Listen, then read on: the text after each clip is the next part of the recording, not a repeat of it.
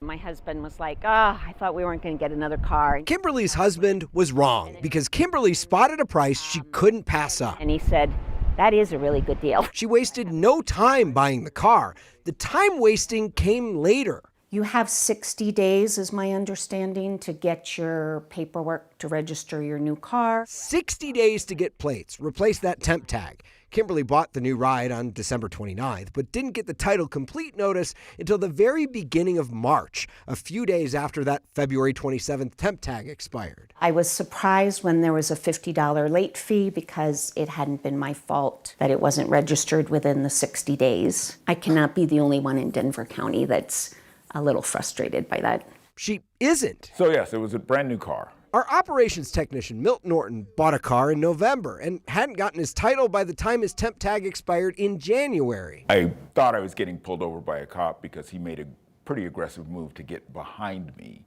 as I'm driving home from work at a fairly late night.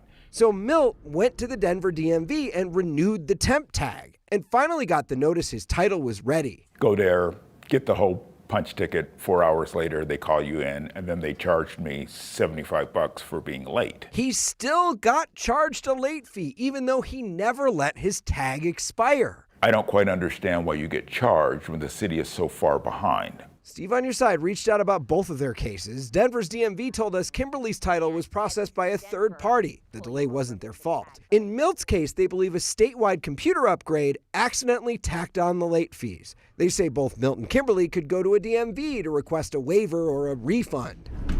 Easier said than done. No, there's nobody in there at all. Denver's DMVs are still operating under rolling closures due to budget constraints.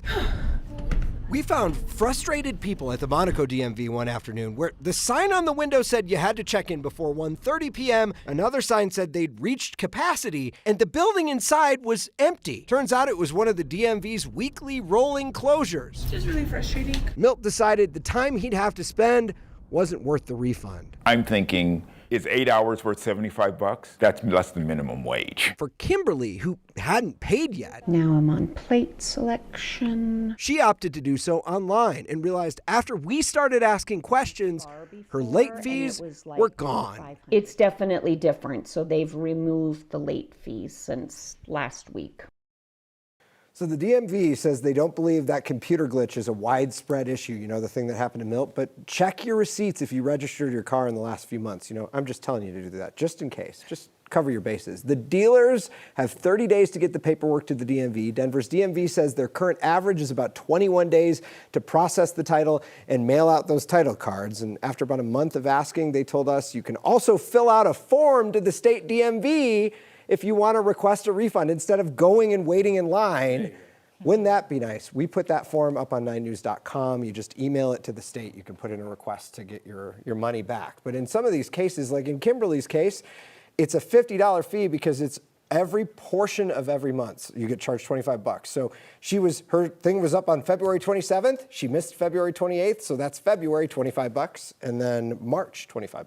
So it adds Most up. people would cut the state some slack, give some grace because it takes time to do these things. Just don't charge us while you're doing it. It's, you know, or don't make it such a tough process to try to get it sorted out, right? Nobody wants to go and sit and wait in a 4-hour line to get $75 back. Milt, I got him that form this afternoon.